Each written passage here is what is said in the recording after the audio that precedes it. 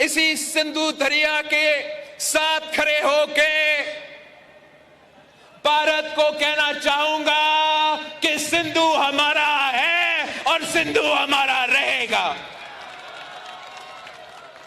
या इस दरिया से हमारा पानी बहेगा या उनका खून बहेगा। ऐसे नहीं हो सकता, ऐसे नहीं हो सकता कि एक दिन तू उठ जाए और ये फैसला करे कि आप इंडस वाटर ट्रीटी को नहीं मानते हैं। नदी का पानी जो है रोकने का निर्णय भारत सरकार ने लिया, उसका उत्तर दिया कि हम बम डाल देंगे जो भुट्टो है उन्होंने। दोनों मुद्दों को कैसे देखिए, वो उन्होंने जो है अभी राजनीति में आए हैं, उनको ये सोचना पड़ेगा कि उनकी अम्मा को किसने मारा। टेररिज्म से तो मारी ना उनकी वालदा उनकी। उनको अगर वो समझ में नहीं आ रहा तो क्या समझाएंगे उनको भी।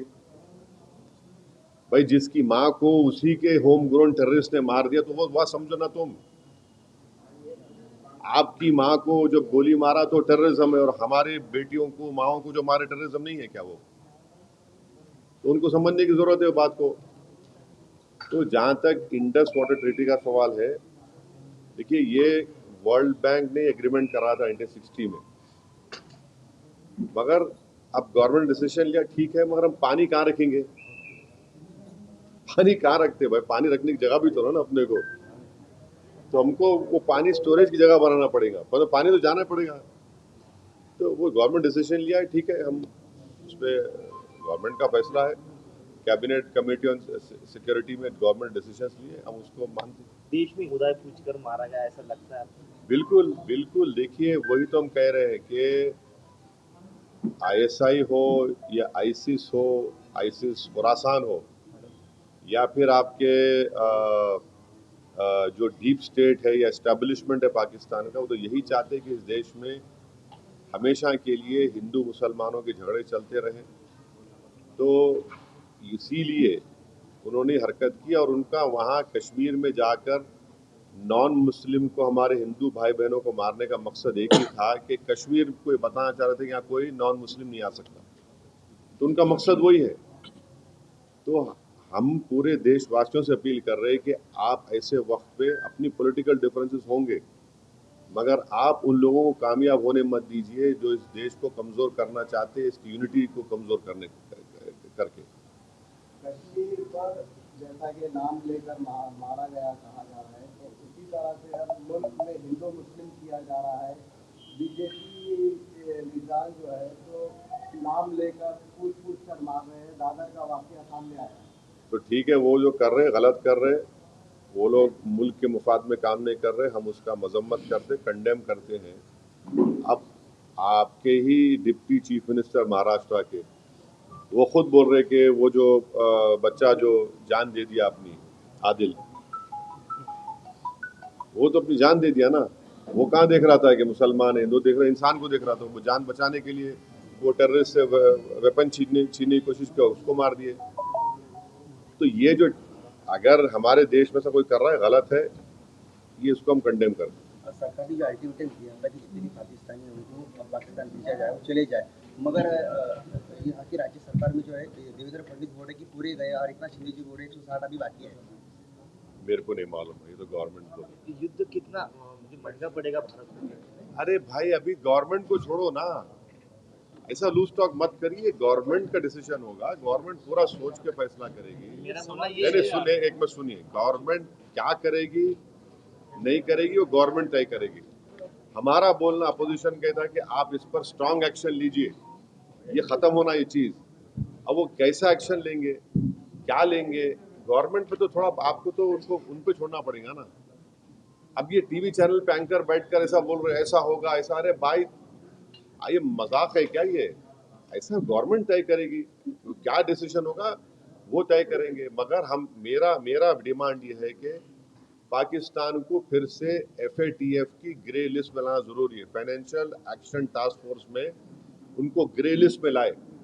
ग्रे लिस्ट में लाए तो उनको ये देखिए, इलीगल पैसों से फाइनेंस करे टेररिज्म ये लोग।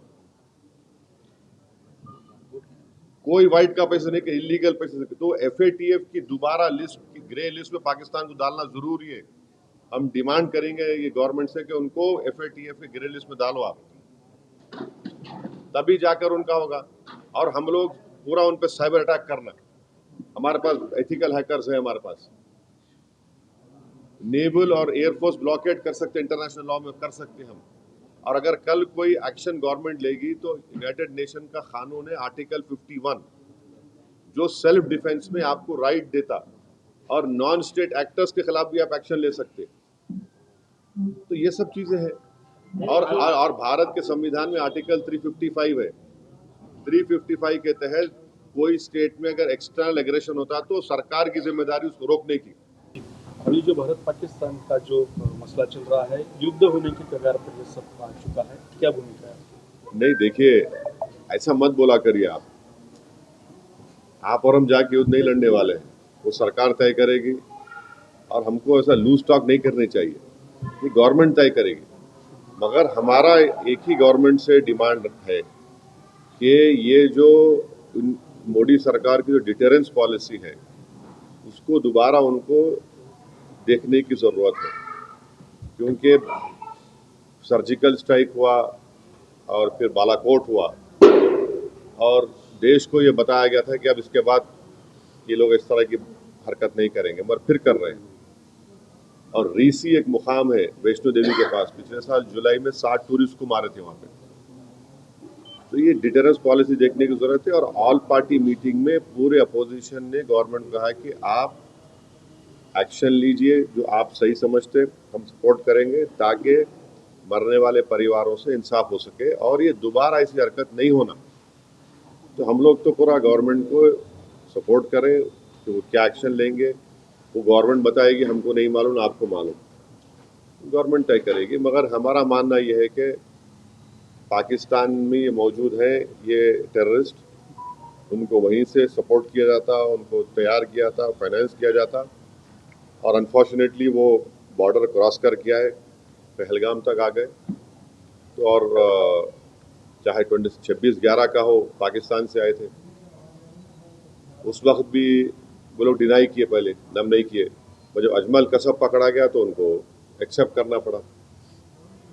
तो अब गवर्नमेंट क्या एक्शन लेगी वो गवर्नमेंट के ऊपर है, गवर्नमेंट वो तय करेगी, हम तो नहीं बोल सकते। मगर इनके खिलाफ तो ये हमारा मानना ये है कि ऐसे टेररिज्म को रोकने की ज़रूरत है और सख्त कार्रवाई करने की ज़रूरत है, क्योंकि कोई भी, आपको तो पहले किसी को जान लेने का इख्तियार नहीं है, दूसरा हमारे वतन में आकर आप जो इनोसेंट टूरिस्ट है उनका समुदाय पूछकर, उनका रिलीजन पूछकर उनको गोली मारना, ये बदतरीन हरकत है।